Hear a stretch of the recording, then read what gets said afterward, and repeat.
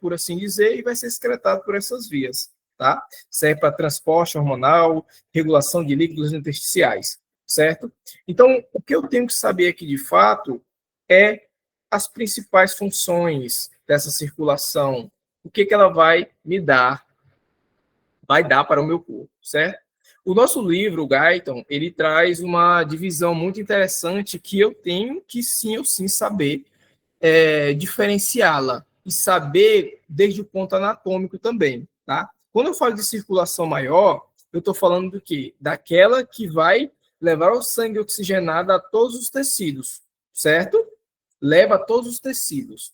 O que é isso? É a parte que sai para todo o meu corpo, ou seja, a parte que vai levar tudo que tem de bom, que vai levar o nutriente que está faltando, que vai levar o oxigênio que está faltando, certo? Isso que eu tenho que ter em conta. A circulação sistêmica maior comporta que começa onde? Desde a minha aorta e vai até todas as suas ramas. Já quando eu falo da circulação pulmonar ou a menor, eu já estou falando de quê? Do sangue que é transportado até os pulmões, certo? E serve, e essa circulação onde ocorre o quê? O meu intercâmbio de gases, onde eu vou ter, de fato, a minha hematose, tá? Então, agora, o que a gente aprendeu nessa primeira parte? Primeira coisa, o objetivo da minha circulação. Depois eu vou dividi-la em circulação sistêmica maior, certo? Ou circulação sistêmica ou circulação maior, ou uma circulação pulmonar ou circulação menor. É a forma que o meu livro ela divide para que fique mais fácil o estudo, por assim dizer, tá? Quando eu falo dessa parte da circulação, eu tenho que saber para que serve cada tipo de vaso, qual que é a função desses vasos, certo? Porque eu tendo em conta isso, desde essa parte anatômica, eu consigo entender aonde cada coisa vai acontecer, certo? O que vai acontecer aqui? Quando eu falo das artérias, a principal função dela é fazer o quê? Transportar o sangue, certo? Transportar o sangue a alta pressão. E essas artérias vão levar o quê? Começa lá na aorta, sai do coração, do ventrículo esquerdo, começa lá na aorta e vai se ramificando para os órgãos. Daí, eu tenho que ter em conta que o quê? Que minha pressão aqui é alta. E se minha pressão é alta, eu falo de uma velocidade. E se eu estou falando de artérias, eu estou falando que está levando o quê? Levando nutrientes, levando oxigênio, ou seja, sangue oxigenado, tá? É isso que eu tenho que ter em conta. Quando eu falo de arteriolas, eu já estou querendo falar de quê? De umas ramas mais pequenas, certo? Que vão regular a entrada do sangue a nível dos meus capilares. Isso aqui é muito importante eu ter em conta, e tem que lembrar também lá de histologia, de anatomia, que essas arteriolas, elas têm o quê? Como principal característica distintiva? Grande quantidade de células musculares. Isso vai me favorecer uma coisa que eu tenho que ter em conta, tá? O quê? A capacidade de constricção. Vamos lá. Essa arteriola, músculo na parede dela. Por que? Porque é ela que vai regular a entrada do sangue nos órgãos, por assim dizer, tá?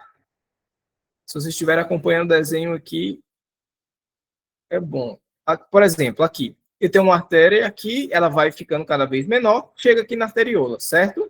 Essa arteriola, pela característica estrutural dela, ela tem a capacidade de o quê? De fechar, provocar vasoconstricção quando ela quer e vasodilatar também.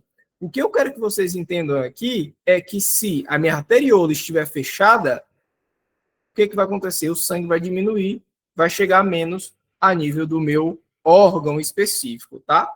Então, o que quer dizer? Que ela é a guardiã, por assim dizer, ela que vai regular. Então, todos os processos de vasodilatação, vasoconstricção, esse processo, essa interação de substâncias, como, por exemplo, hormônios, quantidade também de substâncias químicas, vai acontecer esse nível. Então, o músculo liso aqui que vai regular, tá? Ficou clara essa parte?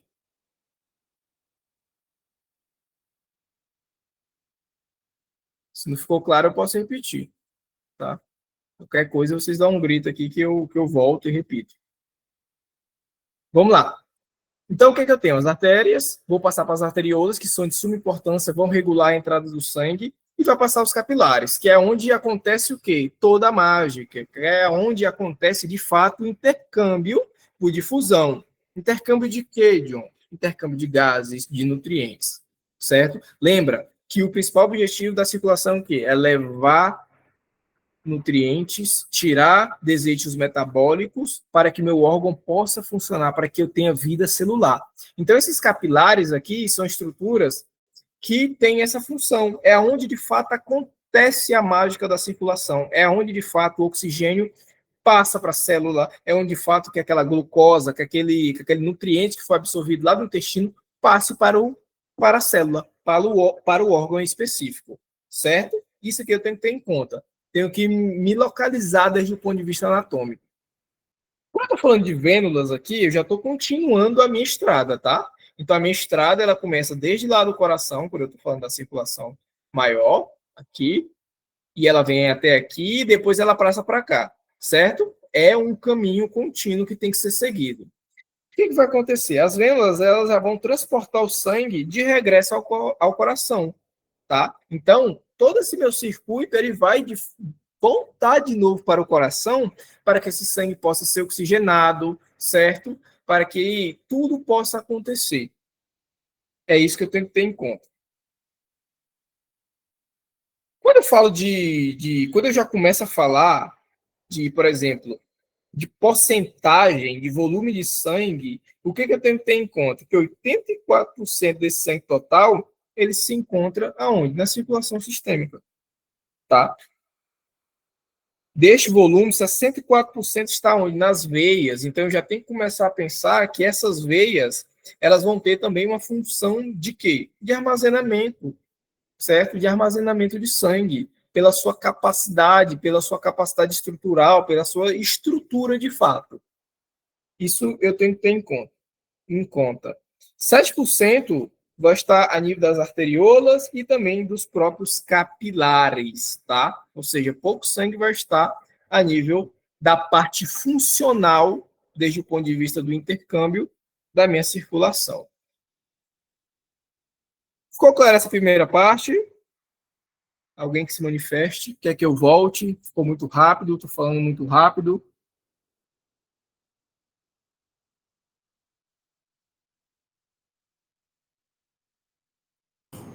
Por mim tá de boa, não sei pelo pessoal. Então, aqui essa parte é a introdução, né? Então, bem fácil também. Ok. Então, vou dar continuidade. Quando eu falo dos princípios de regulação de regulação da circulação, o que eu tenho que ter em conta? Que essa circulação, essa parte, esse sistema circulatório, ele vai ser o quê? Modulado. Segundo o quê? Segundo a minha necessidade. Porque, por exemplo, digamos que você está em pleno exercício. O que vai acontecer? O seu corpo, automaticamente, ele tem que derivar mais sangue para os músculos. Eu não posso ficar mandando sangue para o estômago, em grandes quantidades, se eu preciso de mais sangue dos meus músculos. Então, esse meu corpo ele tem que ter a capacidade de regular esse sistema circulatório para que ele possa ser eficaz. Aí surge a pergunta: John, então por que não mantém o mesmo fluxo para todo mundo? Porque o coração não consegue. Simplesmente por isso. E também a quantidade de sangue não é suficiente para suprir de maneira uniforme todos os órgãos. Então quer dizer que eu vou deixar de mandar sangue e o órgão pode chegar a morrer? Não. O que vai acontecer é o seguinte: antes o coração, vamos lá, antes o estômago, quando ele está precisando digerir, quando ele vai cumprir com a função dele, certo? Quando ele vai cumprir com a função biológica dele, ele precisa de mais ou menos sangue? De mais sangue. Ele precisa de mais nutriente. Ele precisa que eu aporte mais energia para ele trabalhar, para ele cumprir com a função dele. Agora, por exemplo, se eu estou em jejum, ele não está funcionando, por assim dizer, entre aspas, claro, né? Eu não preciso que esse sangue fique em grande demanda aí. Eu tenho que mandar esse sangue para onde? Para os órgãos que realmente vão necessitar, nesse caso. Então, o que eu quero que vocês entendam é o quê? É que o meu sistema ele vai se adaptar à situação específica. E lembrando, eu vou ter órgãos nobres, que sempre eu tenho que manter uma perfusão adequada, ou seja, uma chegada de sangue adequada até eles. Por exemplo, cérebro, coração, pulmão, sempre tem que estar mantendo uma quantidade específica de sangue neles. Caso contrário, a situação fica feia. Tá? Então, quais são os princípios de regulação circulatória? Primeira coisa, controle do fluxo sanguíneo. Regulado localmente pela microvasculatura, ou seja, a parte que eu já começo a falar de capilares, já começo a falar de arteriolas, essa microvasculatura, vênulas, certo? Essa parte microscópia, ou seja, a microcirculação, a parte aonde acontece tudo. Vou regular localmente, tá? Os tecidos ativos eles vão demandar mais fluxo mediante a dilatação ou contração vascular. É aquilo que a gente conversou no início, né? Aonde eu vou ter a capacidade de fazer o quê? De redistribuir esse fluxo segundo a minha necessidade. Aí vocês vão ter que lembrar da parte que eu falei para vocês, da arteriola. Lembra que a arteriola ela tem a capacidade de regular o sangue que chega a determinado esse Então, aqui ela vai mandar em tudo, certo? Digamos que você está em uma maratona. Esse aqui é o vaso que vai para o estômago. E esse aqui é o vaso que vai para o seu músculo. O seu estômago não precisa agora de muito sangue. Então, eu vou fazer o quê? Um processo de redistribuição do fluxo que iria para o seu estômago, ele vai se dirigir para o seu músculo, porque seu músculo necessita de mais aporte sanguíneo. Então, o que acontece? Eu tenho uma vasoconstricção, não total, claro, porque senão o órgão vai morrer, vai sofrer uma isquemia, vai sofrer um infarto e posteriormente eu perco ele.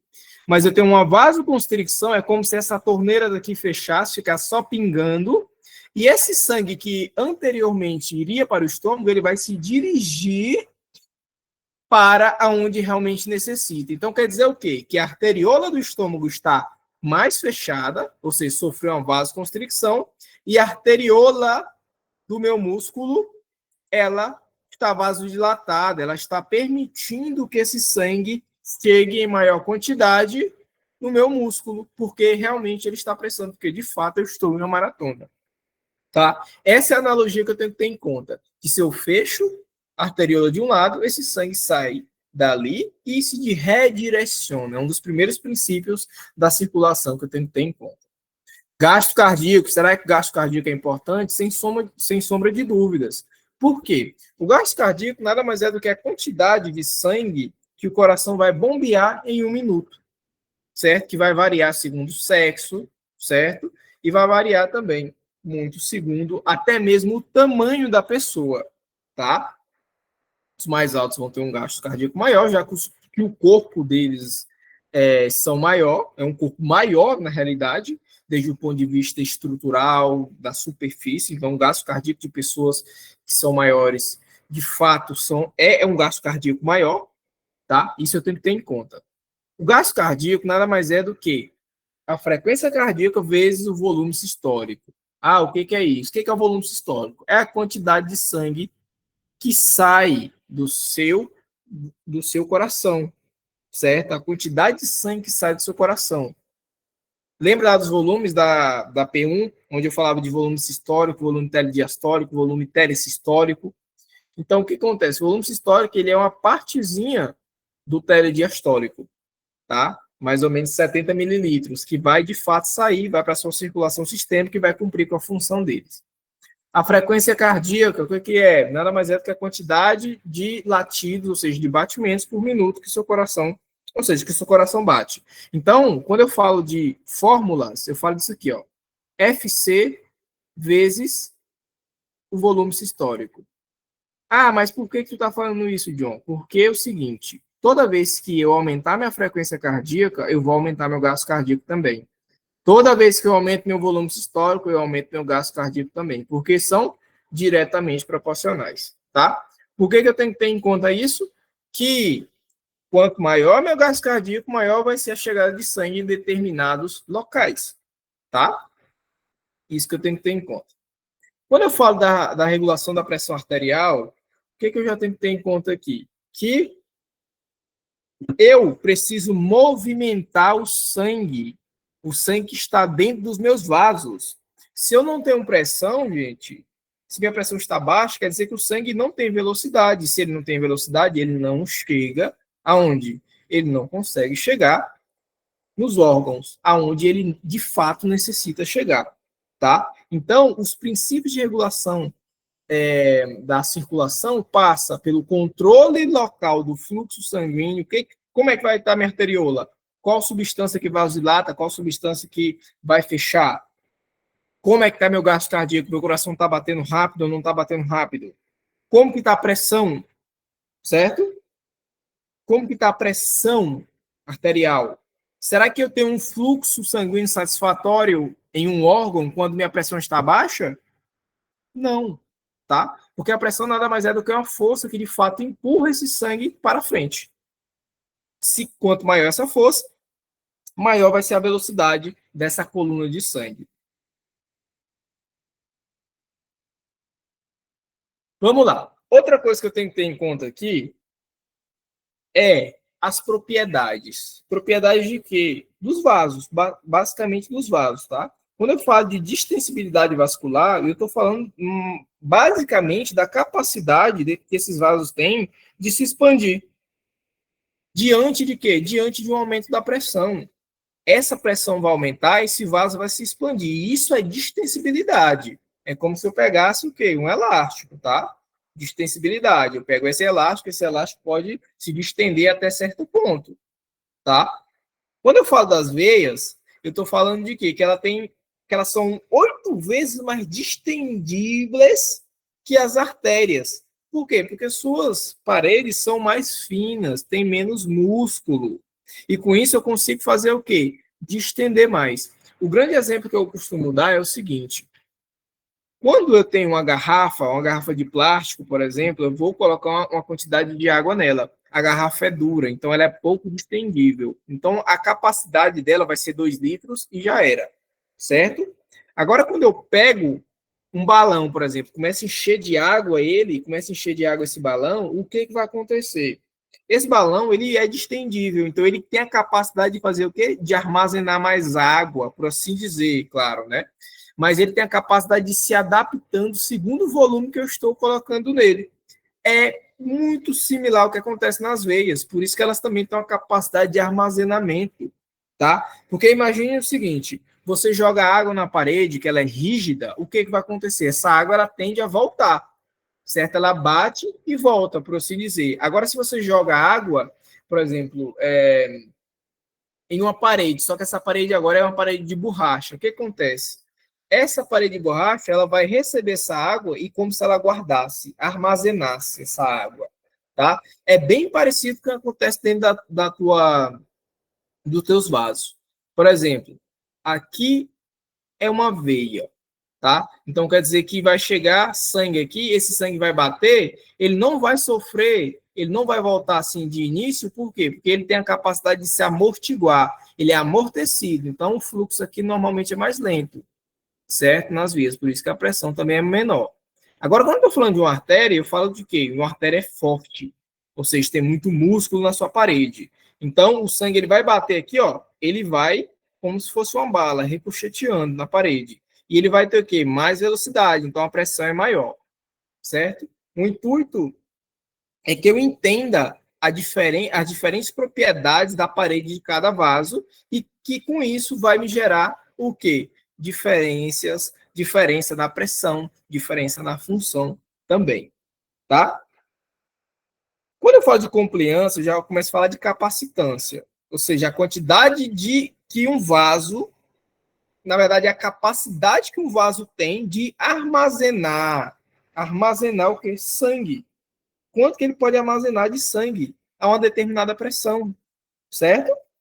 Isso é capacitância, e já é diferente de extensibilidade, tá? Porque a extensibilidade é a capacidade de se expandir, e a capacitância, ou também conhecido como compliância vascular, ou compliance, ela é a capacidade que esse vaso tem de armazenar sangue a uma determinada pressão, tá? É importante que eu tenha em conta isso, porque são duas definições distintas entre si, tá? Ficou clara essa parte? Ou mais ou menos? Compreendi muito bem. Certo. Porque essa parte que eu acho que ele costuma cobrar também. Essas, se eu não me engano, essas definições, essas diferenciações aí, desde o ponto de vista da estrutura de cada vaso. Tá? Agora, quando eu falo de compliância diferida, já é diferente também. Porque a gente já está falando de quê? Da capacidade que os vasos têm para se ajustar de maneira lenta. Aqui eu estou falando de maneira lenta. Tá? Quando eu falo só de compliância, eu estou falando de maneira geral. Eu não estou definindo, é como se fosse o seguinte, é como se fosse isso aqui, ó. Eu tenho uma compliância grandona aqui e dentro dela eu tenho um tipo de compliância, que é a diferida. Certo? A compliância, essa aqui que a gente acabou de explicar, ela é como se fosse a mãe, por assim dizer, e dentro dela eu tenho outra classificação, que é a compliância diferida. Que aqui eu já falo da capacidade também que os vasos têm de armazenar sangue a uma determinada pressão, só que agora de maneira lenta. Tá? De maneira lenta. Isso que eu tenho que ter em conta. Aqui eu coloquei alguns dados para vocês também, que a distensibilidade venosa ela é 8 vezes maior do que as artérias e a compliância venosa é 24 vezes maior do que as artérias. E isso aqui me explica o porquê que as veias também tem função de armazenamento de sangue. Vamos lá. Isso aqui é uma parte que estava no livro, eu quis colocar também, porque vai que ele pergunta, né? Quando eu falo de pressão sistólica, o que é pressão sistólica? Nada mais é do que a pressão máxima durante a contração ventricular.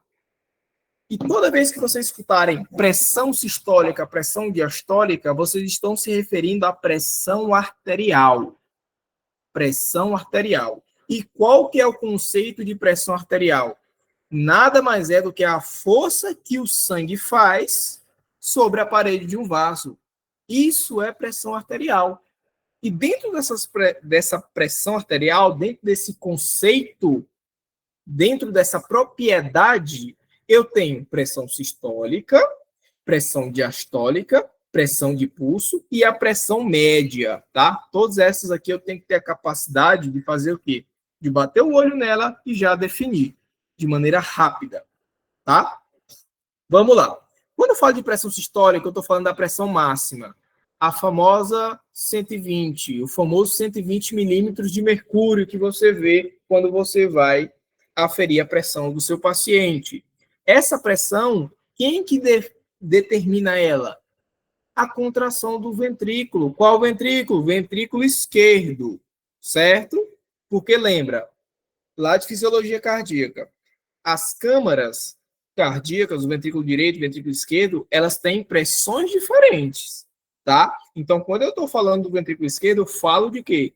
Que ele vai gerar uma pressão sistólica, que é definida pela contração desse ventrículo de 120 milímetros de mercúrio, tá? E para ser normal, tem que ser abaixo de 120 milímetros de mercúrio, porque se for acima, a gente já está falando de um paciente que está pré-hipertenso. Pressão diastólica. O que acontece? É a pressão mínima durante a relaxação ventricular. Isso aqui, inclusive, é uma pergunta que é feita, tá? Quem que define a pressão diastólica? Quem que vai determinar? Porque a gente aprendeu aqui na pressão sistólica que quem determina essa pressão sistólica é a força exercida pela contração ventricular, pelo próprio ventrículo esquerdo. Só que a pressão diastólica, eu já estou falando que ela é definida mais pela musculatura dos vasos. Lembra lá dessa historinha aqui, ó, que eu falei para vocês? Que as artérias, elas têm o quê? Uma parede mais forte, uma parede mais firme, uma parede mais muscular. E o que acontece? Isso me dá a capacidade de quê? De não deformar quando eu tenho o quê? Quando eu tenho sangue. Porque presta atenção, se tu tem um vaso muito flácido, o sangue ele vai ficar estancado. Ele não vai gerar pressão. É aquela mesma história que você coloca o dedo na ponta da mangueira e liga lá ela. O que acontece? Você vai ligar a torneira e vai começar a sair água pela ponta, certo? Sai água. Só que você precisa de mais velocidade. O que você faz? Você põe o dedo na ponta da mangueira e essa água começa a sair mais forte. O que isso tem a ver com o que eu estou falando da artéria? Porque toda vez que você aumenta a pressão dentro do vaso, a velocidade aumenta. Só que eu preciso de quê? Que esse vaso seja firme o suficiente para que essa pressão se mantenha. Porque lembra, por que a pressão arterial, a pressão venosa é baixa em relação à pressão arterial? Porque ela é muito distendível, ela é muito distensível, ou seja, a distensibilidade das veias é tão grande que elas muitas vezes têm o quê? Tem a pressão, muitas vezes não, sempre vai ter a pressão arterial, a pressão venosa, perdão, pressão venosa menor do que a pressão arterial, por conta dessa capacidade aqui, por conta dessa característica estrutural dela. Então, voltando. Quem que vai definir essa pressão diastólica, então? A própria parede do vaso, certo? Porque, presta atenção, meu ventrículo não está contraindo. E eu preciso fazer com que esse sangue continue o quê? Continue indo para frente. Então, eu preciso que esse vaso mantenha essa contração para que esse sangue continue saindo do ponto A até o ponto B. Aqui. Lembra que tu não tem mais a força do coração, porque está em diástole. Quando eu falo de diástole, eu falo do processo de relaxação desse ventrículo. Ficou clara essa parte aqui? Da pressão diastólica, pressão sistólica? Sim. Ok. Alguém não entendeu? Se não entendeu, pode falar, tá? Que eu volto e explico de novo. Aqui, a pressão diastólica, eu já começo a falar o quê? Que ela sempre vai ser menor, tá? Quando ela se aproxima muito, o problema é grande, tá? 80 milímetros de mercúrio, a parte mais baixa, quando você vai lá aferir a pressão do seu paciente, você vai ver que você auscultou o primeiro ruído pelo seu estetoscópio em 120. Aí o segundo, quando você não ausculta mais nenhum ruído, equivale à sua pressão diastólica. Aí a gente começa a falar o que é o menor valor, 80 milímetros de mercúrio, tá? Quando eu falo de pressão de pulso, o que eu estou falando? Que conta que eu tenho que fazer? Eu tenho que pegar a pressão sistólica e fazer o quê? E diminuir. Subtração. Tenho que pegar 120 menos 80. A diferença entre essas duas vai ser a minha pressão de pulso, tá? Por que eu tenho que ter em conta isso? Justamente pelo que eu acabei de falar para vocês.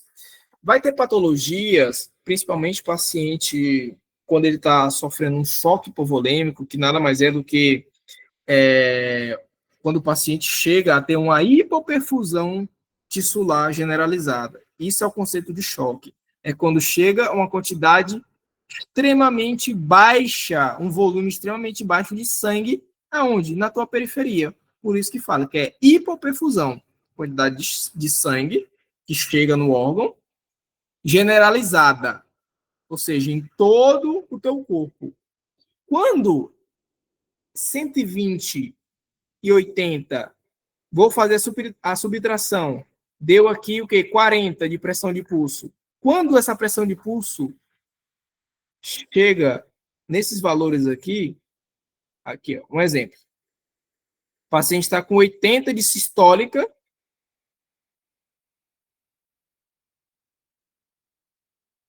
e 70 de diastólica. Está vendo que a pressão de pulso está extremamente diminuída? O que está acontecendo aqui? O teu paciente supostamente não, está tendo o quê? Uma hipoperfusão, seja qual for o mecanismo fisiopatológico. Por isso que eu, como médico, tenho que entender o que é a pressão de pulso, porque mais na frente eu vou ter que utilizar esse parâmetro para poder dar um diagnóstico ou, muitas vezes, para poder tomar uma conduta diante dessa situação. Agora, para vocês, serve saber o quê? O conceito, saber o que é essa pressão de pulso, tá? Aí eu ainda coloquei aqui, ó, aumenta com o volume sistólico, ou seja, quanto maior o volume sistólico, maior vai ser também a pressão sistólica, e ela vai diminuir com a compliância arterial. Quer dizer o quê? Que quanto maior essa compliância arterial, maior vai ser a tua diastólica. Uma coisa que vocês têm que ter em conta é o seguinte, que os vasos, eles vão endurecendo com o passar dos anos, tá? Isso é normal. Os vasos vão sofrendo um processo de esclerose com o passar dos anos. Eles vão ficando cada vez mais duros, certo? E isso pode também influenciar na sua pressão de pulso, Vamos lá. Os fatores que afetam a pressão de pulso, como já mencionamos. O volume sistólico, que vai aumentar essa pressão de pulso, quer dizer que vai aumentar a diferença entre 120 e 80. A compliância arterial, certo? Vão incrementar também, vão aumentar essa pressão de pulso. Os padrões de ejeção ventricular, modificação da força ou velocidade também aumenta, e o próprio envelhecimento, tá? Outro conceito que vocês têm que ter em conta é a pressão arterial média. Só que ela é o seguinte, isso aqui que eu coloquei é a chave para tudo, tá? Porque a pressão arterial média, ela não é só eu pegar 120 e 80 e ver qual que é a média entre os dois. Eu vou ter que ter em conta o quê? Que o meu coração ele passa mais tempo na diástole. Lembra lá do ciclo cardíaco, onde eu tenho sístole e diástole? Esse coração ele vai passar mais tempo relaxado, se enchendo de sangue do que se contraindo, certo? Então, o que eu tenho que ter em conta? Eu tenho que ter em conta que eu vou ter uma fórmula para calcular a pressão arterial média. Eu vou mostrar aqui para vocês. E a explicação, pelo fato dela estar mais próxima da diastólica, é justamente essa que a gente acabou de mencionar aqui, por conta do ciclo cardíaco. Vamos lá. A fórmula se baseia nisso aqui. Ó. Eu vou ter 2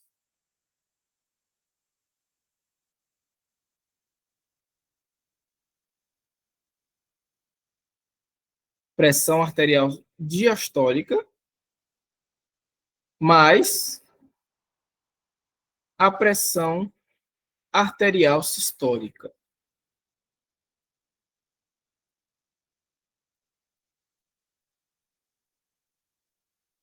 Certo? O que eu vou fazer?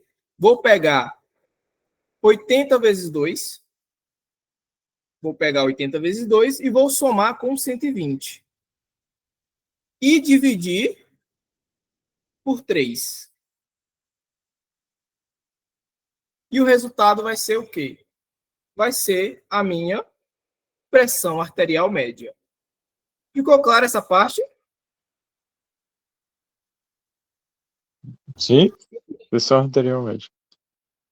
Ok. É importante eu saber isso aqui? Sem sombra de dúvida. Por quê? Porque lá na frente vocês vão ver que isso aqui é que vai definir de fato se o sangue está chegando ou não aonde ele deve chegar, que é o quê? Nos órgãos, tá? Mas tenham em conta isso, tá? A pressão arterial média. O conceito dela e como que se faz também, para poder saber definir isso na prova, porque eu acredito que ele possa perguntar também, tá? Qualquer um desses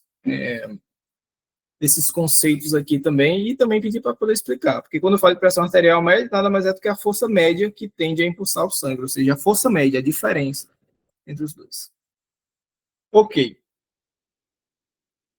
Falamos de generalidades, agora vamos partir para poder falar sobre o sistema venoso, as funções e pressões principais dele.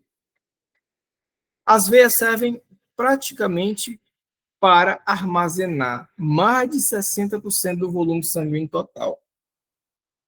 E outra coisa que eu tenho que ter em conta é o seguinte, se eu estou armazenando esse sangue todo, quer dizer que uma hora eu posso precisar dele. O fato de eu precisar desse sangue em determinadas situações faz com que eu tenha uma reserva, tá? Por exemplo, o paciente está com hemorragia, o que vai acontecer? Eu vou pegar essa reserva que supostamente eu tenho, tá? E o que vai acontecer? Toda vez que eu contrair a parede de uma veia, o que vai acontecer? Eu aumento a pressão dela, e toda vez que eu aumento a pressão de uma veia, eu faço com que esse sangue que estava antes estagnado, entre aspas, porque esse sangue não fica estagnado, ele se movimente com mais rapidez. Aí eu vou lembrar, poxa, se eu estou falando de veia, qual é a direção? Qual é a direção dessa circulação? E para o coração. Qual parte do coração? O coração direito. Então, eu vou aumentar o quê? O retorno venoso, tá?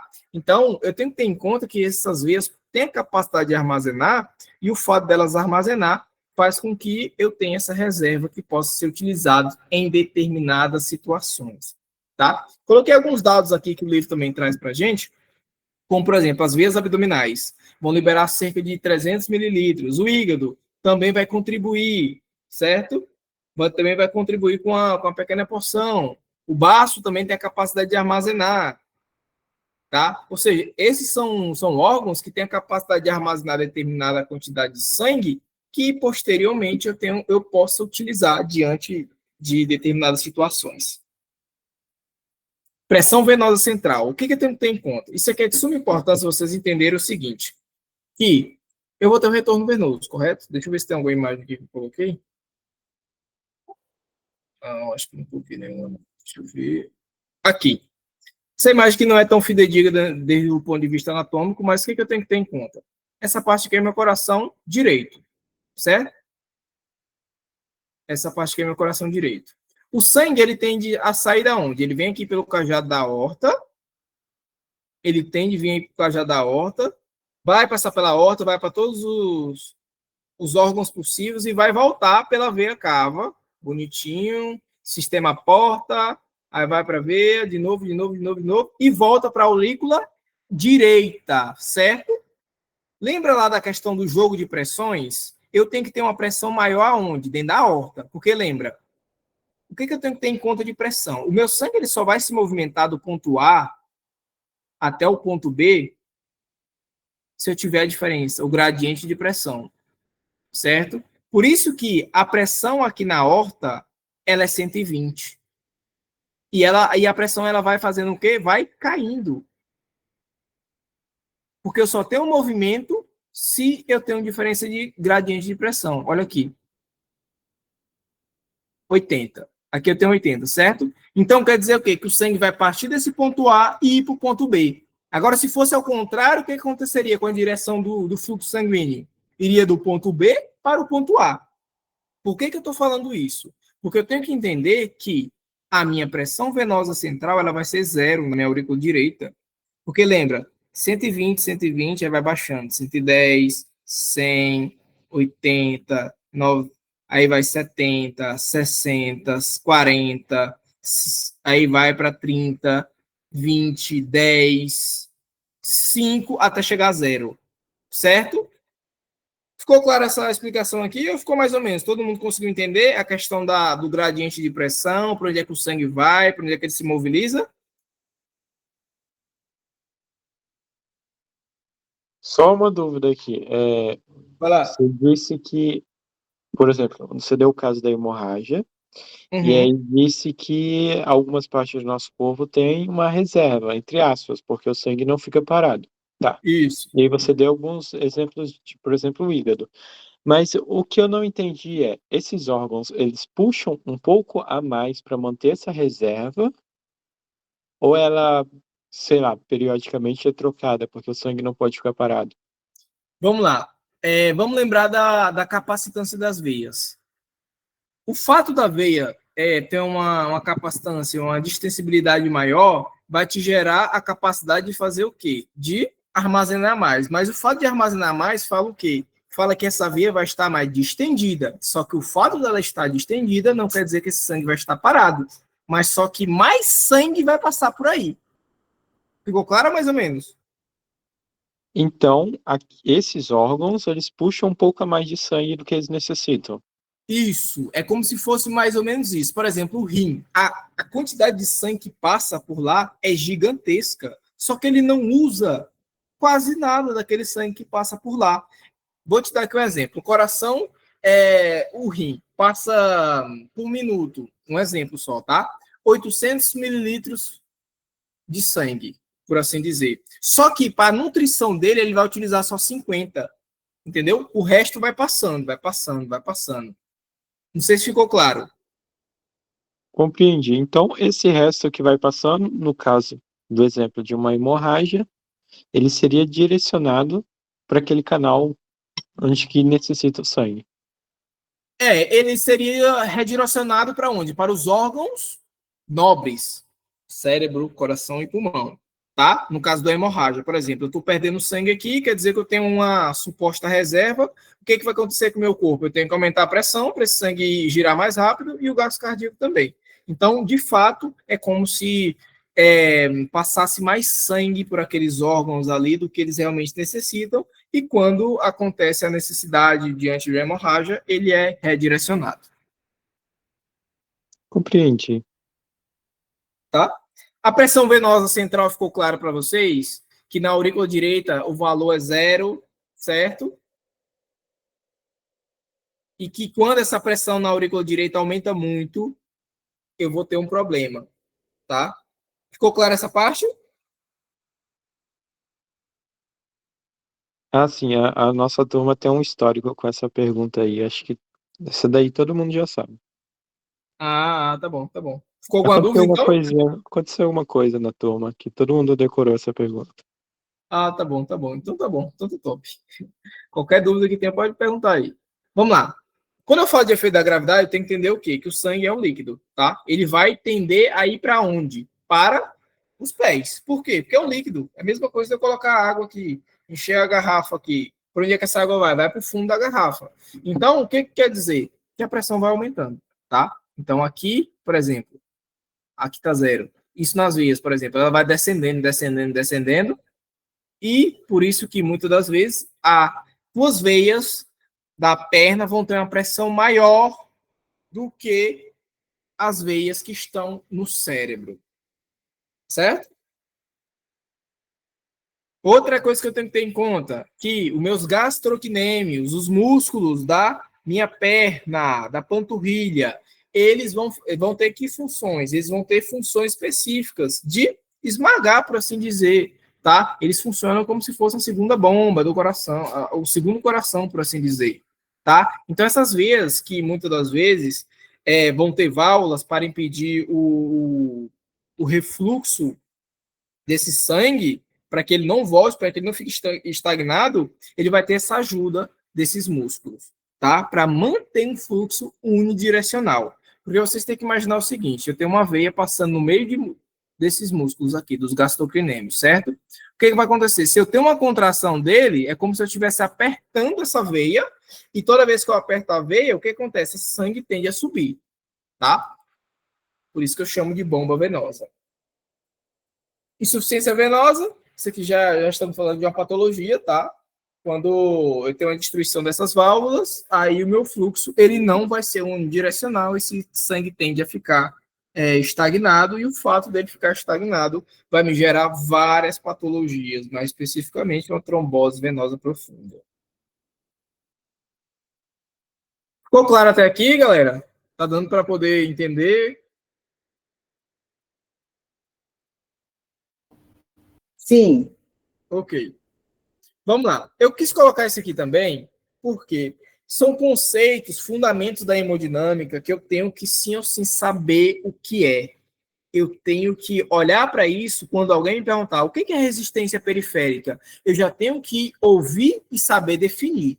Porque são coisas que, além do que o professor pode perguntar, são coisas que você vai utilizar no seu dia a dia, certo? Para poder entender mecanismo das fisiopatologias, para poder entender como que funciona o fármaco, para poder entender a linguagem médica.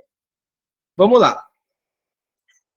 Quando eu falo de pressão sanguínea, o que eu tenho que ter em conta? Que é a força exercida pelo sangue contra a parede vascular. De uma maneira simples é isso. Tá? Qual que é a unidade de medida que eu vou utilizar? Milímetros de mercúrio, o famoso mmHg. Tá? O que essa força vai fazer, essa pressão sanguínea? Ela vai aqui, ó, ela vai impulsar o fluxo, vai botar esse fluxo para onde? Para frente, vai empurrar esse sangue. Isso que eu tenho que ter em conta. Quando eu falo de resistência vascular, eu estou falando de quê? De algo que vai impedir esse fluxo, tá? Quando eu falo que algo vai impedir o fluxo, eu estou falando de que algo que vai estar impedindo que esse sangue saia do ponto A para o ponto B. Aí eu começo a lembrar de quê? Das minhas arteriolas, tá? As minhas arteriolas são importantíssimas aqui nesse quesito. Lembra lá da historinha que ela vai abrir ou vai fechar segundo a capacidade metabólica, segundo a necessidade metabólica desse corpo, aqui está, ó, os principais vasos encarregados de produzir uma resistência periférica ou a resistência vascular são as arteriolas, tá?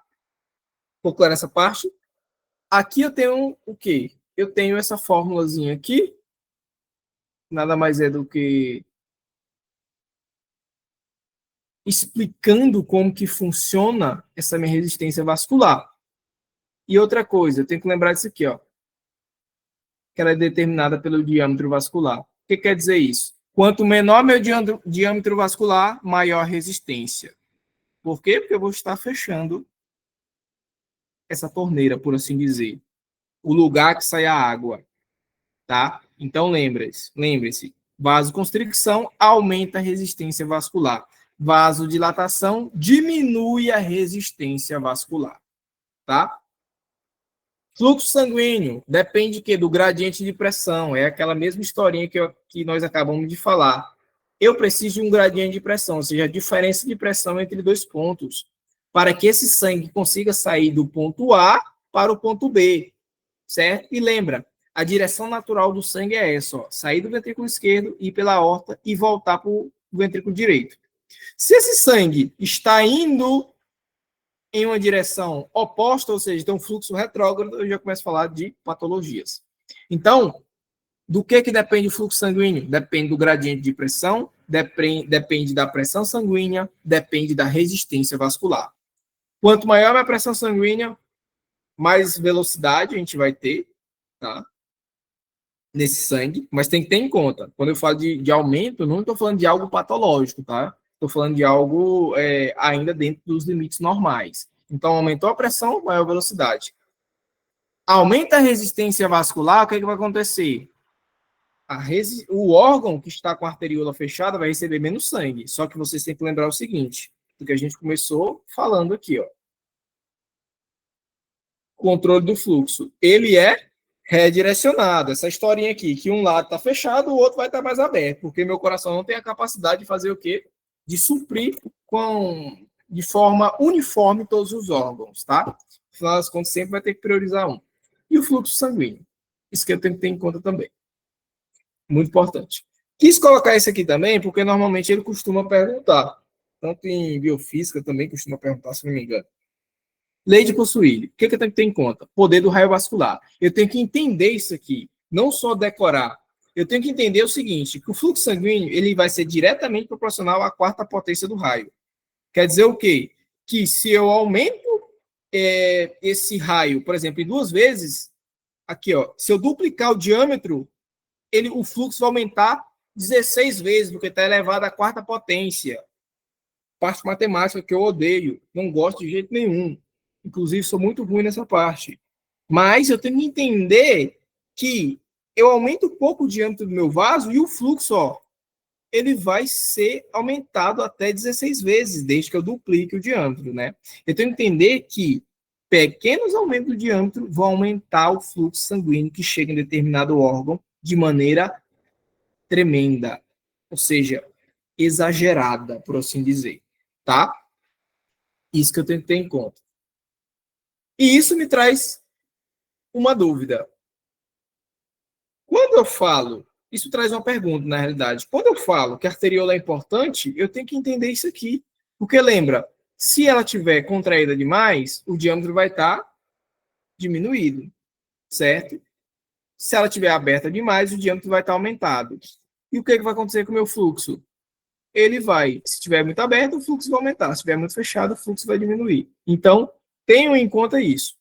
Aumento da resistência periférica é o quê? É quando minha arteriola está fechada. Vasoconstricção.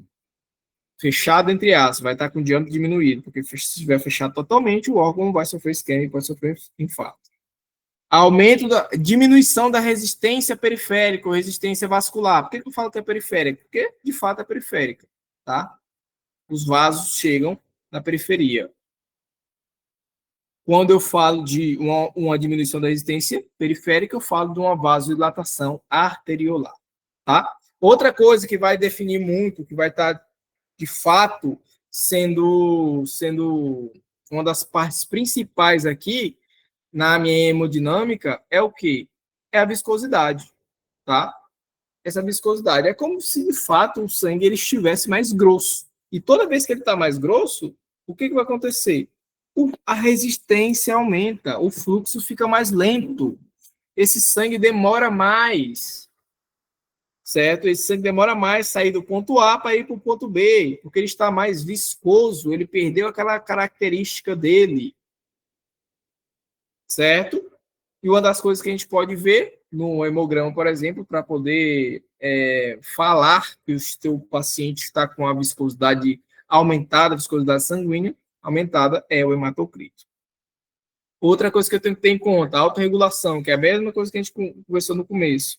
Os tecidos eles vão ajustar a sua resistência vascular para manter um fluxo constante, apesar das variações na pressão. Isso que eu tenho que ter em conta. Porque, vamos lá, digamos que o paciente é hipertenso, ele não está controlando.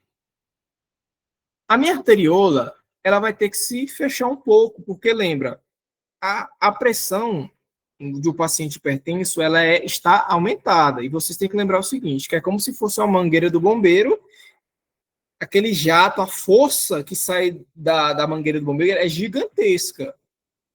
Certo? Por exemplo, se eu coloco assim na perna de alguém, a força daquela água vai machucar. É muito similar ao que acontece em pacientes hipertensos. A velocidade é gigantesca. Então, o que o meu corpo tem que fazer? Ele tem que aumentar a resistência, ele tem que fechar essa arteriola para que esse sangue não bata com muita força no órgão e não lesione. Certo? Então, a estimulação simpática, o que ela faz? Ela contrai os vasos. Tá? Toda vez que vocês escutarem o seguinte, aumentou o sistema nervoso autônomo simpático, ou seja, noradrenalina ou adrenalina, vocês têm que lembrar que ela tem a capacidade de contrair os vasos, aumentar a resistência periférica, certo? E reduzir o fluxo nessa parte que tem os vasos mais contraídos. Ficou claro até aqui?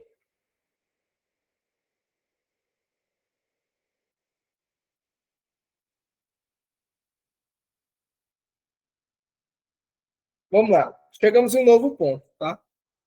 Se ninguém tem dúvida, claro. Vamos dar seguimento, se ninguém tem dúvida. Qual que é o novo ponto? Microcirculação. Gente, quando eu falo de microcirculação, eu tenho que ter em conta o seguinte, que é onde acontece a mágica. Que é onde, de fato, acontece o quê? A passagem de substâncias, a passagem de água para as células, a retirada de produtos indesejados, a chegada de nutrientes, tá? Aqui que vai acontecer a grande mágica.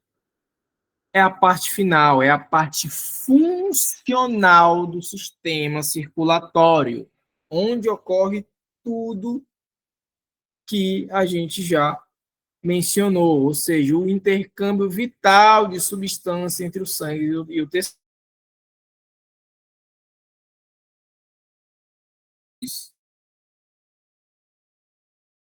Meta-arteriolas são arteriolas terminais com fibras musculares lisas intermitentes que vão regular o fluxo, aquela mesma história que a gente acabou de falar.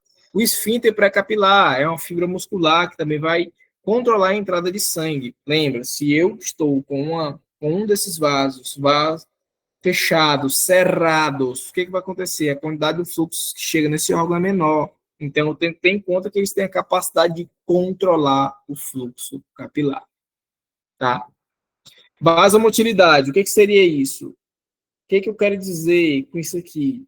Aqui, eu tenho que ter em conta o que a gente está falando já há muito tempo, que é justamente essa capacidade de se adaptar, a capacidade de fazer o quê? De contrair de maneira cíclica, ou seja, o que é essa cíclica? Eu vou contrair quando eu necessito e quando eu não necessito, eu vou estar relaxado. Essa é a grande questão.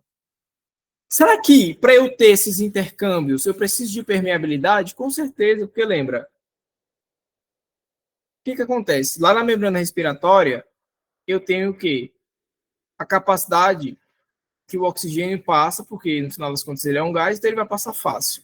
Aqui, eu tenho que ter uma parede capilar fina, que permite a entrada. E dependendo do órgão, tem órgão que eu tenho os famosos capilares especializados, que tem fenestrações. Essas fenestrações me permitem o quê? A passagem de moléculas mais fácil.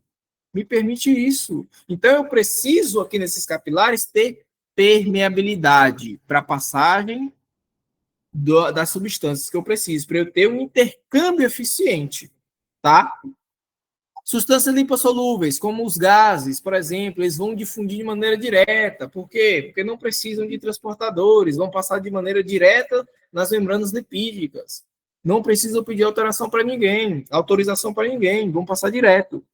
E vocês têm que ter em conta isso, que quanto mais rápido, quanto mais lipossolúvel é uma substância, mais rápido vai ser a entrega dela para determinados órgãos, tá? Então, por exemplo, eu tenho uma estrutura que é extremamente lipossolúvel.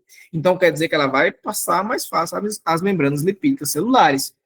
Só que eu tenho que ter em conta também que substâncias lipossolúveis, elas não vão ser filtradas pelos rins. Então, eu tenho esse contraponto aqui.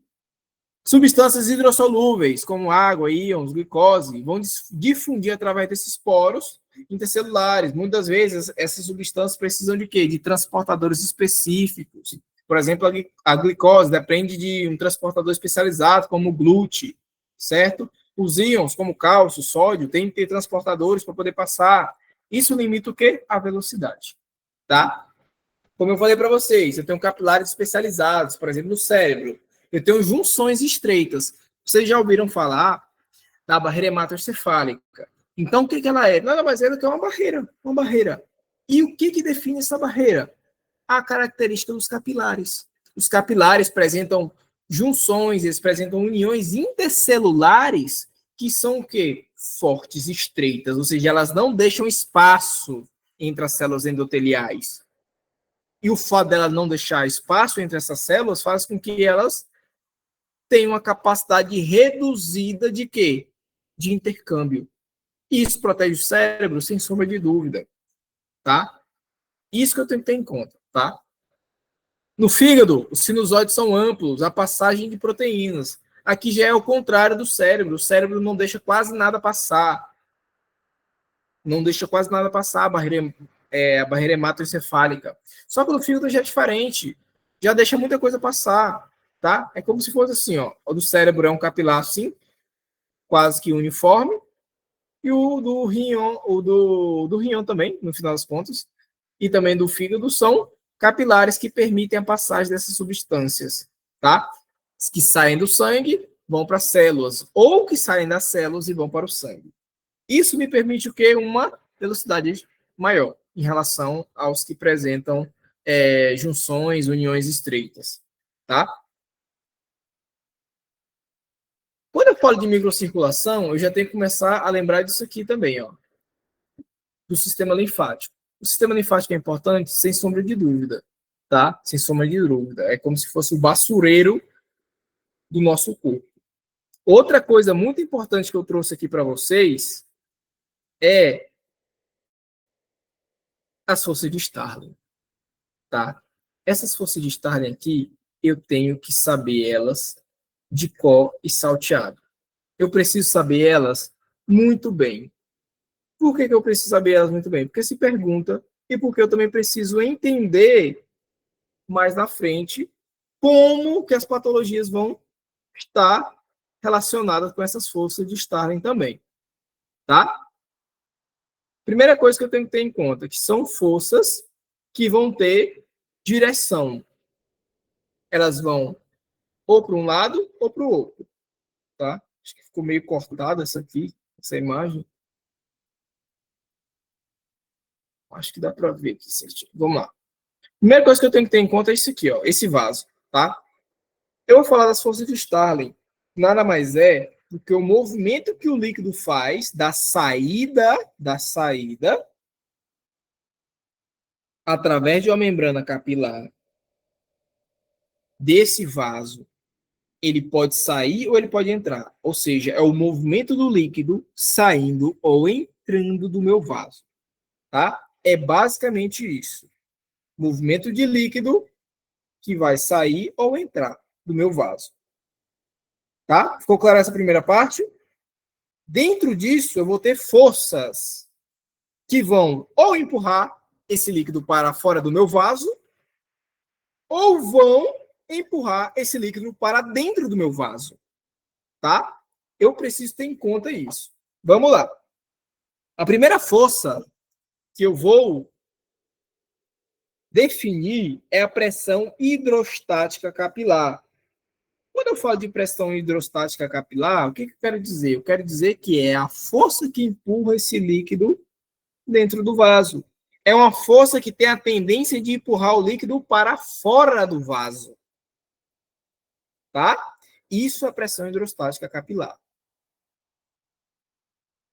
Ficou clara essa parte? Porque essa parte é um pouco mais delicada e eu preciso que vocês interajam comigo para eu saber se de fato vocês estão entendendo ou não, porque isso aqui é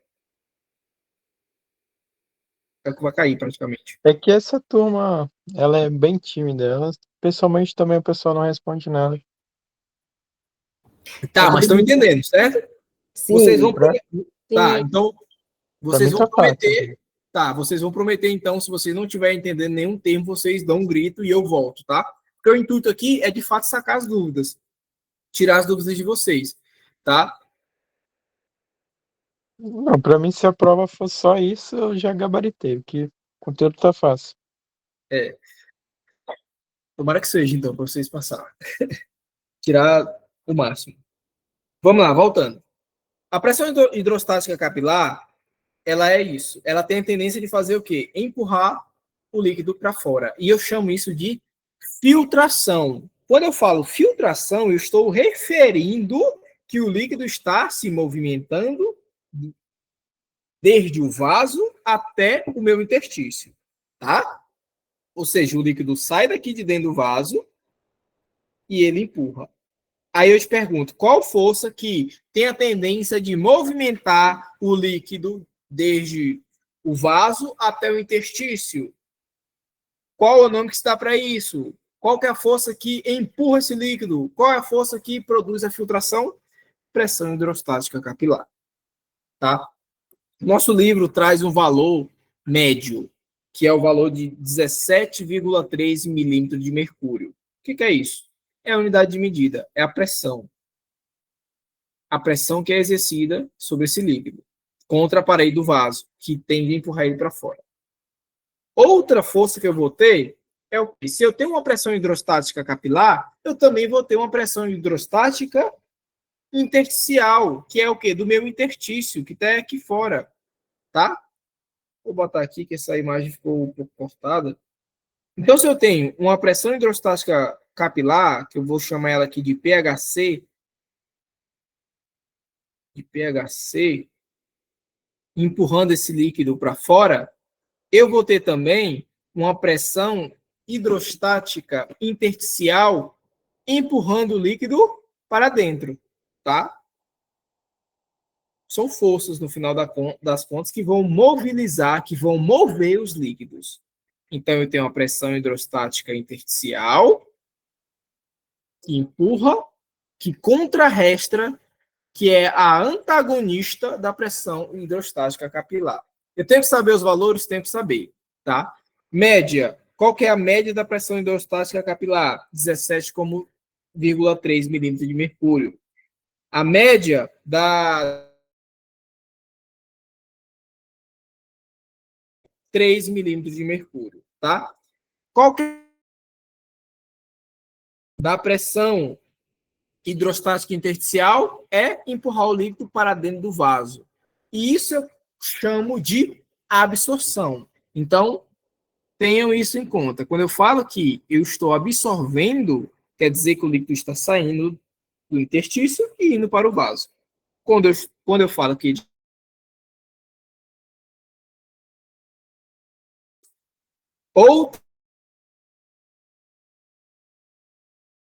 coloidosmótica plasmática, também conhecido como pressão oncótica. Essa pressão coloidosmótica plasmática, qual que é a tendência dela? É manter o líquido as proteínas, tá? A gente acabou de chegar em um novo cenário. A pressão hidrostática capilar, ela vai ser definida, por assim dizer, essa força, ela vai estar diretamente ligada à pressão arterial do teu paciente, tá? Então, por exemplo, quanto maior a tua pressão arterial, maior vai ser a tua pressão hidrostática capilar. Então, quer dizer o quê? Que quanto maior a pressão arterial do paciente, maior vai ser a possibilidade que esse líquido se escape, que ele saia do teu vaso. Por isso que muitas vezes os pacientes, quando têm êxtases sanguíneas, eles vão ter o famoso edema, tá? Pressão hidrostática intersticial é mantida pela força do interstício, e a pressão colodosmótica plasmática, também conhecido como pressão ocótica, ela é definida pela quantidade de proteína plasmática, tá? Qual que é a tendência dela? É manter o líquido aqui dentro do vaso, tá? Então, vou colocar aqui pressão oncótica ou colodosmótica, a mesma coisa. A tendência dela é manter o líquido dentro do vaso, certo? Eu vou ter uma pressão colodosmótica do líquido intersticial, sem sombra de dúvida. Então, quer dizer que eu tenho isso aqui, ó. Pressão colodosmótica ou oncótica do líquido intersticial também. PO I. E aqui C. Capilar. Tá? Então, essas forças, elas vão fazer o quê? Elas vão lutar entre si. Tá? Basicamente isso. O fato delas lutarem entre si vai fazer com que ou o líquido saia ou o líquido entre dentro do vaso. Ou ele filtra ou ele se absorve. Tá? Então, é basicamente isso que eu tenho que saber da pressão das forças de Starling. Tenho que saber os valores? Tenho que saber os valores, tá? Recapitulando. Pressão hidrostática capilar, valor médio 17,3. Hidrostática intersticial, 3 milímetros. Pressão colodosmótica e ou colodosmótica intersticial, 8 milímetros de mercúrio. Tenho que saber a tendência para onde vai cada coisa? Sim, tenho que saber a tendência para onde vai cada coisa, tá?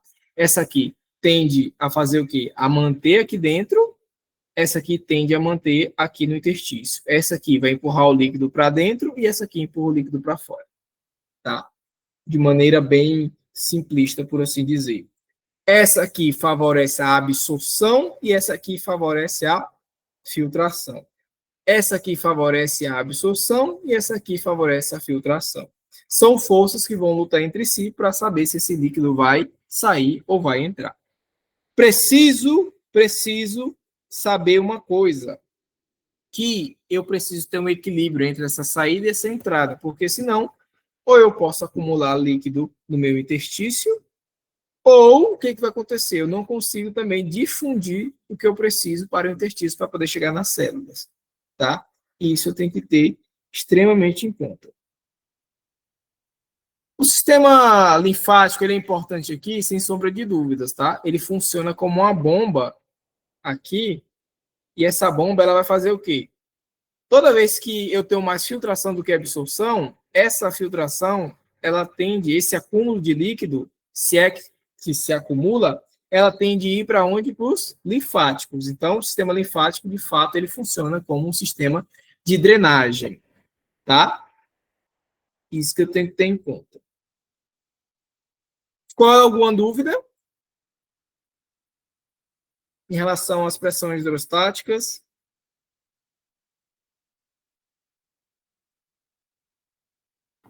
Não. Ok. Não. Ok. Vamos lá. Controle nervoso e regulação da pressão arterial. Isso que eu tenho que ter em conta para eu ter a capacidade de fazer o quê? De olhar e saber quando que minha pressão arterial ela vai, qual vai ser o mecanismo, qual vai ser o mecanismo que vai ser colocado em marcha quando eu preciso aumentar minha pressão arterial a curto prazo e a largo prazo, principalmente. certo? Isso eu tenho que ter em conta. Quando eu falo de regulação da pressão a curto prazo, de maneira rápida, assim, ó, eu já começo a falar de que? Sistema nervoso autônomo. Autônomo, tá? Mais especificamente, quem? O simpático. Tá? O que o simpático faz? Ele vai aumentar a pressão arterial. Tenho isso em conta. De maneira rápida. Só que o mecanismo é um mecanismo complexo. Por quê? Porque eu tenho que ter em conta que eu tenho que, primeiro, antes de qualquer coisa, captar. O que é captar? É eu receber o estímulo dos receptores. Aí eu te pergunto, quais são os receptores que vão estar envolvidos aqui? Barroreceptores, ou seja, receptores de pressão, tá? Aqui eu coloquei para vocês, de forma bem resumida, por assim dizer, inclusive no resumo que eu mandei para vocês, tem bem mais detalhes, porque de fato tem muitos detalhes aqui, tá? E vocês depois podem ler com mais detalhes e, de fato, também procurar o livro. Vamos lá. Primeira coisa que eu tenho que ter em conta, teu paciente baixou a pressão. O que vai acontecer? Existe um receptor chamado barroreceptores, que são receptores de pressão. E onde é que eles vão estar? Nos teus vasos, tá? Principalmente aonde? No arco aórtico, vai ter também aonde? Na circulação renal, vai ter também. Vai ter nas carótidas, sem sombra de dúvidas, tá? O que acontece? Ele fica mantendo contato direto com o centro vasomotor, que é um centro vasomotor, que é um conjunto de neurônios que existe onde? No bulbo raquídeo e também na ponte, na protuberância. Então, vamos lá. Teu paciente está com a pressão baixa. O primeiro mecanismo fisiológico que é colocado em marcha, que se ativa, é o sistema nervoso autônomo, certo? Então, o que vai acontecer? Eu vou ter um barroreceptor aqui, nesse vaso, um exemplo, que ele capta o quê? Câmbios na pressão arterial. Ele é um receptor que tem a capacidade de fazer o quê? Captar câmbios na pressão arterial. Então, vamos lá. Ele é um receptor que, quando a pressão baixa, o que acontece? Ele deixa de inibir a ação do simpático. Recapitulando. A pressão baixou. O barroreceptor, que tem como função fazer o quê? Deixar o simpático ou parasimpático trabalhar. Ele que escolhe. Então, quando a pressão baixa, o que ele faz? Ele deixa de inibir aqui no tronco, no bulbo, na protuberância, o sistema nervoso simpático.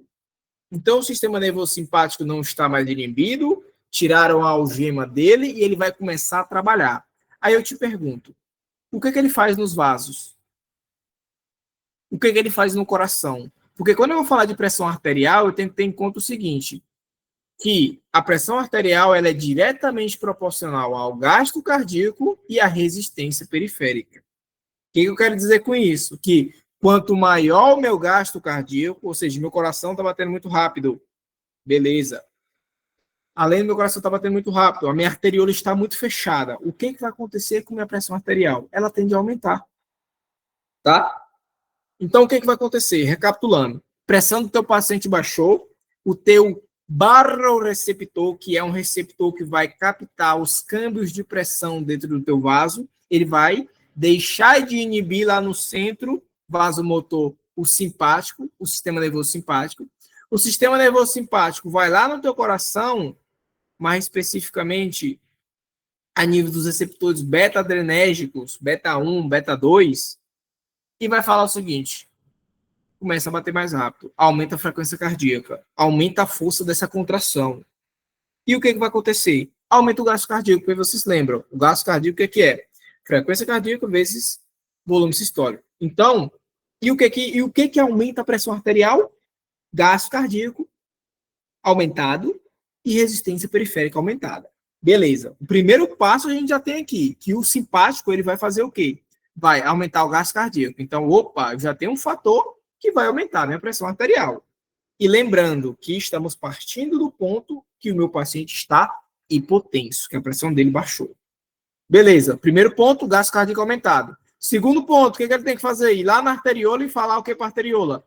Arteriola, preciso que você diminua o seu diâmetro. Ou seja, ele vai dar o quê? Vasoconstricção. Aí eu te pergunto, quais são os neurotransmissores envolvidos aqui? Principalmente quem? Adrenalina, a nível do coração, e noradrenalina, a nível do teu vaso, das arteriolas. Recapitulando de maneira fácil.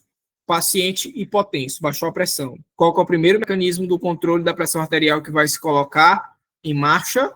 Sistema nervoso autônomo, simpático. Barroreceptor, ele vai fazer o quê? O barroreceptor vai deixar de inibir no centro vasomotor ações simpáticas. A ação simpática vai fazer o quê? Vai falar para o coração bater mais rápido, aumenta o gasto cardíaco. Depois disso, ela vai lá na arteriola, no músculo liso da arteriola e fala, preciso que você diminua o diâmetro, ou seja, vasoconstricção.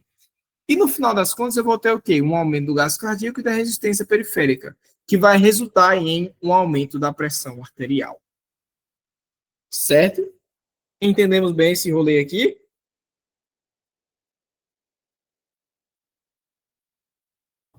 Sim. Ok. Isso diante da situação onde o meu paciente está com uma pressão baixa. Agora, se meu paciente está com a pressão alta, eu também tenho como controlar isso, sem sombra de dúvida. Tá? Sem sombra de dúvida. Vamos lá. O paciente está com a pressão alta. O que eu tenho que fazer? Tenho que baixar essa pressão. Será que o sistema nervoso autônomo ele tem a capacidade também de me gerar essa resposta, de me ajudar a baixar essa pressão? Tem. O que acontece? Lembra lá que o barroreceptor é um receptor que capta a pressão? Beleza, ele também vai ter a capacidade de fazer o quê? De captar quando a pressão está alta demais. Então, o que ele vai fazer? Antes ele deixava de inibir o simpático, agora ele vai inibir o simpático e vai favorecer o quê? O parasimpático, tá? O sistema simpático, ele aumenta a pressão. O sistema parasimpático, ele baixa a pressão, tá? E eu tenho que ter a capacidade de entender qualquer situação que eu estou nesse caso. O paciente está com a pressão alta, os barroreceptores que vão fazer o quê? Vão inibir o simpático nessa situação que eles querem baixar a pressão, inibe o simpático, e o tono parasimpático, ele vai fazer o quê? Ele vai cumprir com a função dele. Qual que é a função que o parasimpático tem a nível do coração desse paciente? Ele vai diminuir a frequência cardíaca, ou seja, ele vai produzir uma bradicardia. Aí eu te pergunto, qual que é o neurotransmissor que produz um descenso da frequência cardíaca? Acetilcolina, tá? Acetilcolínica, mais especificamente nos receptores muscarínicos.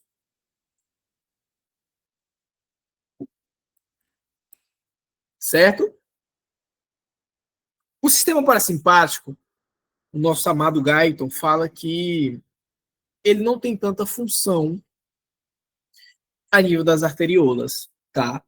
Então, não vai ter tanta função para dizer assim, o parasimpático, ele vai lá e vasodilata as arteriolas. O nosso Guyton, ele fala que a função vasodilatadora a nível das arteriolas é quase que mínima, tá?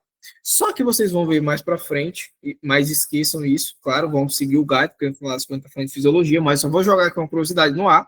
Vocês vão ver mais na frente que outras literaturas, como de farmacologia, literatura também de fisiopatologia, eles falam que o sistema parasimpático tem uma função importante, mas o Guyton ele fala que não. Tá? O que quer dizer isso? Quer dizer que, para tu baixar a pressão, tu tem que fazer o quê? Tem que atuar no gasto cardíaco e na resistência periférica também. Só que, no caso do sistema parasimpático, como ele não tem a capacidade de atuar na resistência periférica, o que acontece?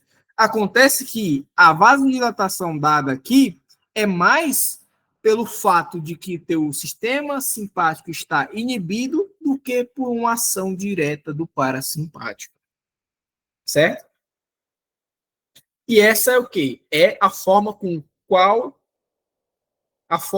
que eu vou regular a curto prazo a minha pressão arterial. Ou seja, barroreceptores, sistema nervoso autônomo. Barroreceptores, sistema nervoso autônomo, simpático e parasimpático, centro vasomotor, tá? Essas são as palavras-chave que eu tenho que ter em conta quando me perguntarem quais são os mecanismos responsáveis por regular a pressão arterial a curto prazo. Será que eu tenho como regular a largo prazo também? Por suposto que sim, ou seja, de maneira clara, claro que sim. Porque essa aqui, inclusive, é o método mais eficaz. É o método que de fato vai funcionar. Porque o Gaito, o que o Gaito fala? O Gaito fala que esse mecanismo aqui, a curto prazo, ele é um mecanismo eficiente a curto prazo. Depois, esses barroreceptores, eles perdem a capacidade de fazer o quê? De captar esse câmbio de pressão. É como se eles tivessem criado resistência para captar. Eles se acostumam com isso e a resposta do sistema nervoso autônomo vai diminuindo. Esse aqui já é o definitivo, é o mais importante, tá? O que vai acontecer de uma maneira fácil? O teu rim, ele tem a capacidade de fazer o quê? De equilibrar o balanço hídrico. Então, vai acontecer uma coisa chamada natriurese ou diurese por pressão. Quando eu falo natriurese, quer dizer o quê? Sódio pela urina. Vou eliminar uma maior quantidade de sódio pela urina. Diurese aumenta a quantidade de urina de maneira fácil. Então, o que eu tenho que ter em conta aqui? Que eu tenho que lembrar que todas as vezes que o paciente tem uma volêmia, ou seja, a quantidade de sangue aumentada, ele também vai ter o quê? Um aumento do retorno venoso. Porque quanto mais sangue eu tenho, maior o retorno venoso. E quanto maior o retorno venoso, lá de fisiologia cardíaca, maior o mecanismo do Frank-Starling, ou seja, lembra lá? Quanto maior o meu retorno venoso, o que acontece? Eu vou encher muito esse ventrículo ele vai ter a capacidade de fazer o quê? De contrair. Toda vez que eu encho muito o meu ventrículo, ele aumenta também a sua capacidade de contração, o mecanismo de Frank-Starling, tá? Então, relembrando, o paciente que tem uma volêmia aumentada, ele aumenta uma coisa, que é o retorno venoso aumenta o gasto cardíaco, e o gasto cardíaco aumenta a pressão arterial. Então, o que eu preciso fazer? Eu preciso ter um balanço entre uma ingesta e uma eliminação de sal e água. Tem que ser equilibrado. Certo? Eu não posso, por exemplo, ingerir 10 litros de água e eliminar só 3, porque eu vou ficar com saldo de 7. Certo? Esse saldo de 7 vai fazer o quê? Vai aumentar a minha volêmia. Por exemplo, eu tenho 5 litros de sangue. Perfeitamente. Tenho 5 litros de sangue a cada 1 minuto. A cada 1 minuto sou bombeado 5 litros de sangue. Está rodando 5 litros de sangue aqui. Top. O que eu tenho que ter em conta? Que esses 5 litros de sangue, se eles viram 7, viram 8, a volêmia vai aumentar. E, consequentemente, com o aumento da volêmia, eu tenho um aumento também da minha pressão arterial. Então, para eu controlar essa pressão arterial, eu preciso ter um balanço, um equilíbrio entre a ingesta e a eliminação de sal e água. Aí eu te pergunto, qual que é o mecanismo que acontece isso? Diurese e natriurese, tá? Por pressão. Isso eu estou falando em um contexto de quê? Que o paciente está com a pressão alta e eu preciso baixá-la. Então, primeiro acontece isso aqui. Se isso aqui não dá conta, passa para natriurese e diurese por pressão. Deu para entender essa parte aqui?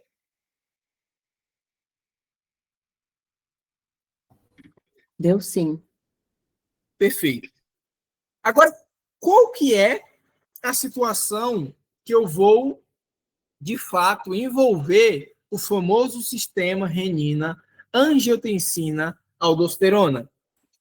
Na seguinte situação, quando o seu paciente está com a pressão arterial baixa, tá? Lembra lá que aqui a gente falou das duas situações. Quando ele está baixo, o que acontece? Quais são os mecanismos que são feitos aqui? Acontece isso. Quais são os mecanismos que acontecem diante da situação que o teu paciente está com a pressão alta? Isso aqui. Agora, a gente acabou de falar que a largo prazo, quando o paciente tem um aumento da volêmia, eu vou ter esses dois mecanismos, que é a diurese e natriurese por pressão, para poder baixar a pressão. Ela está alta. Agora, quando o paciente tem uma pressão baixa, eu vou ter outro mecanismo a largo prazo que vai fazer o quê? Que vai aumentar essa pressão arterial, que é o famoso sistema renina-angiotensina-aldosterona. Eu preciso saber isso aqui de código salteado? Sim, porque isso aqui é de suma importância, é um dos mecanismos que eu tenho que saber para a vida toda como médico, tá? O que acontece? Vamos lá. O teu rim, ele vai perceber que chegou menos sangue, tá? O fato dele perceber que chegou menos sangue a nível da circulação renal, faz com que ele libere uma enzima chamada renina. Lembra lá da mácula densa?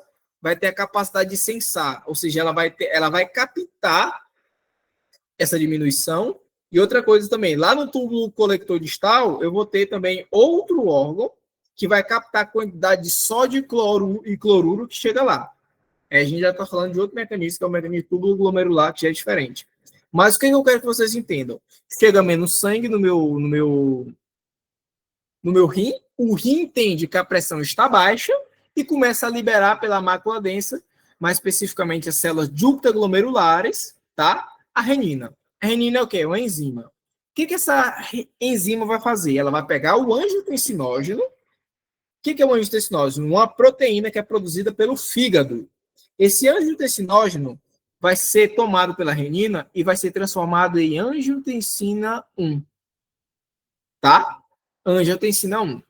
Depois dessa angiotensina 1, ela já está no sangue, ela vai passar lá pelo pulmão e vai ter uma outra enzima, que é a ECA, a enzima convertidora de angiotensina 1 em 2. Por que eu preciso passar por todo esse processo? Porque só esse metabolito aqui, só essa molécula, essa angiotensina 2, tem a capacidade de provocar a vasoconstricção e a retenção de sódio, de sal e água. Quer dizer o quê? Que ela é a molécula ativa. Então, é como se eu fosse transformando até chegar no produto final, que é a angiotensina 2. Tá? Aí eu te pergunto, John, o que isso tem a ver com o aumento da pressão? Vamos lá. Tá tudo aqui. Quando eu formo angiotensina 2, porque está chegando menos sangue no meu rim, o que vai acontecer? Eu vou produzir uma vasoconstricção rápida, mais intensa em arteriolas, especialmente na eferente renal. E lembra, quando eu produzo vasoconstricção rápida, o que eu vou estar aumentando? A resistência periférica.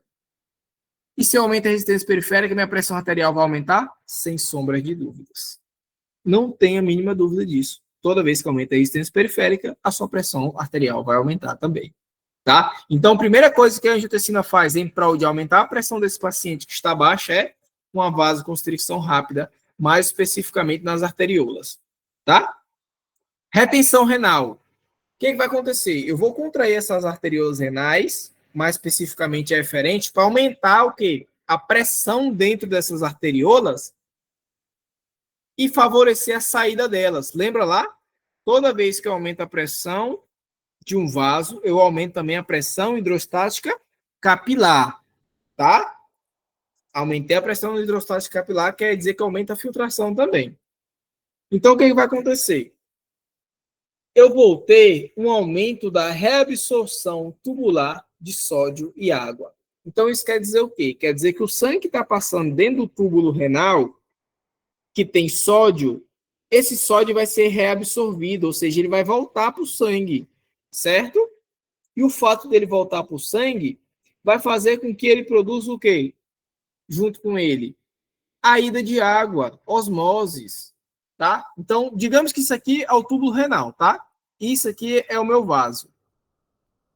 Aqui é meu vaso. Quando eu tenho o sangue é filtrado, eu vou filtrar várias substâncias. Dentre elas, eu vou filtrar o quê? Sódio, tá? Esse sódio, o que ele vai fazer? Quando a angiotensina está funcionando, ela vai produzir isso aqui, ó. Vai fazer com que o sódio seja reabsorvido. E quando eu falo de reabsorção a nível do rim, eu estou falando que é a saída desse sódio para o sangue, para os capilares, tá? E toda vez que você lembrar, o sódio está saindo de dentro do túbulo renal para o sangue, ele leva com ele o quê? Água, osmoses. é um íon osmoticamente ativo, quer dizer o quê? Que ele tem a capacidade de levar água com ele. Aí eu te pergunto, mas o que tem a ver, John, com o aumento da pressão? Lembra lá da historinha da volêmia? Toda vez que você aumenta a sua reabsorção de sódio e vai junto água com ele, quer dizer o quê? Que você está botando mais volume dentro do seu vaso. E quando você bota mais volume dentro do seu vaso, o que acontece? Aumenta a volêmia. E se aumenta a volêmia, aumenta o retorno venoso. E se aumenta o retorno venoso, o que vai fazer? Aumenta o gasto cardíaco. Aí eu te pergunto, o que tem a ver o gasto cardíaco com a pressão arterial? Tudo. Porque se eu tenho aumento do gasto cardíaco, tenho também automaticamente o aumento da minha pressão arterial. Aí você começa a entender o porquê que a angiotensina 2 tem a função de aumentar a pressão arterial diante da situação que o teu paciente está com hipotensão. O que ela faz? Aumenta a resistência periférica e aumenta a volêmia, que vai aumentar de maneira indireta de maneira direta o gasto cardíaco. Tá? Outra coisa que ela faz, ela vai lá na suprarrenal e estimula a secreção de quem? Da aldosterona, que nada mais é do que um mineralocorticoide, ou seja, uma hormona que tem a capacidade de aumentar também o quê? A reabsorção de sódio, ou seja, eu aumento mais a reabsorção de sódio, mais ainda a reabsorção de sódio, aumentando a volêmia, aumentando o gasto cardíaco e produzindo a retenção hídrica, que vai favorecer com que eu tenha um aumento da minha pressão arterial. Certo? Ficou claro, gente? Como que funciona essa parte aqui do controle renal, a largo prazo, humoral, quando que o sistema renina-angiotensina é ativado, quando não é? Sim, ficou sim. Perfeito, então. Porque isso aqui é uma parte extremamente crucial, tá? Porque eu tenho que entender todo esse mecanismo para poder responder, por exemplo, a pergunta. Se o professor pergunta para vocês qual que é o mecanismo que se coloca em marcha, ou seja, que é ativado quando o paciente tem uma hipotensão a largo prazo. Aí você lembra, poxa, natriurese e diurese por pressão não é, porque no final das contas ela vai se ativar quando o paciente tem o quê? Uma hipertensão. Então eu vou jogar mais, vou formar mais urina e tal, e eu vou diminuir a volêmia. Então é o sistema renina-angiotensina-aldosterona, porque ele aumenta a pressão. Tá? Vamos lá. Gente, um pouco sobre o gasto cardíaco e regulação também a largo prazo. Quando eu falo gasto cardíaco, o que eu tenho que ter em conta? O gasto cardíaco, gente, ele nada mais é do que a quantidade de sangue que é bombeada por minuto. Normalmente, é 5 litros em repouso, tá? Em repouso. O paciente está aqui em repouso, normalmente a média é 5 litros. Isso vai mudar segundo o sexo? Sim. Segundo o tamanho? Sim. Isso aqui vai mudar, tá? Vamos lá. As mulheres, segundo o Guyton, elas têm um gasto cardíaco de 4,9 litros por minuto. Os homens saudáveis vão ter um gasto cardíaco de 5,6 litros por minuto, dando uma média de 5 litros por minuto. Certo? Quem que controla esse gasto cardíaco? Principalmente a lei de Frank-Starling, que é aquela lei que a gente sabe que o ventrículo ele vai se distender e ele funciona como se fosse o quê? Um estilingue, como se fosse um elástico. Quanto mais tu estica um elástico, maior é a força, certo? Então, essa lei de Frank-Starling explica mais ou menos isso. Outra coisa, resistência periférica. O gasto cardíaco varia inversamente com a resistência periférica a largo prazo. Ou seja, quer dizer o quê? Que o gasto cardíaco ele vai se diminuir com a resistência periférica, tá? Por isso que ele é inversamente proporcional a essa resistência periférica total. Certo? Esse gasto cardíaco, gente, eu tenho que ter em conta algumas coisas, tá? Quando que ele vai aumentar? Quais são os mecanismos que aumentam ele? Primeira coisa que eu tenho que ter em conta, o sistema renina-angiotensina aumenta o gasto cardíaco? Sim, aumenta. Pelas mesmas questões que a gente acabou de conversar aqui. Ele aumenta a volêmia. E o fato dele aumentar a volêmia vai produzir o quê? Vai produzir com que eu tenha um aumento do retorno venoso, que vai chegar mais sangue no coração, o coração vai se ver obrigado a bombear mais rápido, aumentando o gasto cardíaco. Certo? Além do mais, o meu gasto cardíaco ele vai aumentar também em situações onde eu tenho o meu sistema nervoso autônomo simpático trabalhando, tá? Então, toda vez que você escutar simpático, vai escutar o quê? Aumento da frequência cardíaca, certo? E esse aumento da frequência cardíaca vai te gerar o quê? Um aumento também, mais especificamente, do gasto cardíaco, tá? Do gasto cardíaco. Isso que tem que ter em conta. Aí eu te pergunto, qual que é o principal neurotransmissor envolvido aqui no aumento da frequência cardíaca? Adrenalina, certo? Isso que eu tenho que ter em conta. Além do mais, eu vou ter que ter em conta que esse gasto cardíaco, ele vai estar sendo também controlado por fatores como a volêmia, que a gente acabou de dizer, e também com a resistência periférica. Lembra o seguinte, quando eu falo da resistência periférica, eu estou falando de quê? Eu estou falando de um paciente, de um corpo, de um organismo que está com as arteriolas mais fechadas. Então, isso quer dizer que o gasto cardíaco ele vai ter que fazer mais força. Aí vocês vão ter que lembrar daqueles conceitos lá de fisiologia cardíaca, pré-carga e pós-carga, tá? A resistência periférica, ela aumenta com o quê? Ela vai aumentar a pós-carga e o coração vai ter que bater mais rápido, certo? Esse tipo de coisa eu tenho que ter em conta, que é para eu entender em que situações eu tenho um aumento, em que situações eu tenho uma diminuição desse meu gasto cardíaco. Gente, era isso, tá? Que eu tinha preparado para vocês. Claro que isso aqui é um super resumo. Claro que isso aqui foi o máximo que eu consegui compactar, porque afinal de contas a gente falou só de fisiologia circulatória e foram cerca de, se eu não me engano, 7 capítulos, 6 capítulos, algo assim, aonde são capítulos gigantescos, tá? E eu tentei melhorar ao máximo, ou seja, diminuir o máximo,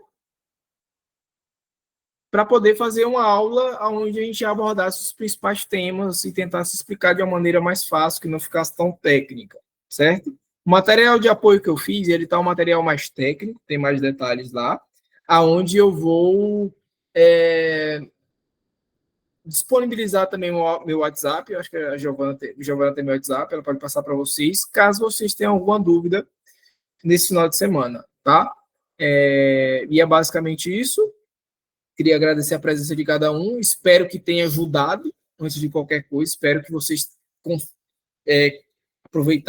conseguiram aproveitar algo, ou tenha sido útil também. Porque, no final de contas, eu fiz com muito, muito carinho para todo mundo. Tá? Espero que todo mundo tenha gostado. John, muito obrigada, viu? De verdade. De nada, de nada. Fico feliz que vocês tenham gostado. Qualquer coisa, estou à disposição. Vocês têm meu WhatsApp e é isso. Obrigado. Obrigada a você.